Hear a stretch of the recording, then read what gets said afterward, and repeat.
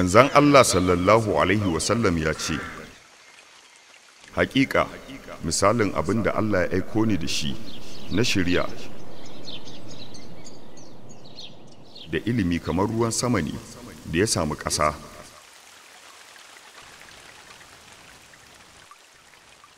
Daga cikinta akwai wani yanki mai kyau, ta karɓi ruwan sai ta fitar da ciyayi da tsirrai masu yawa.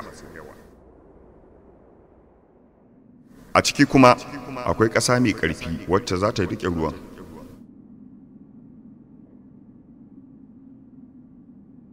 Sai mutane su amfani da shi, su sha daga cikinsa, su kuma shayar da dabbobinsu, su kuma yi shuka.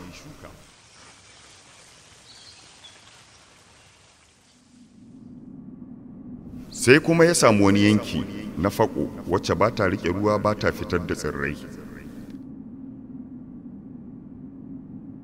Wannan shine misalin wanda ya fahimci addinin Allah, kuma Allah ya amfane shi da abin da ya aiko ni da shi,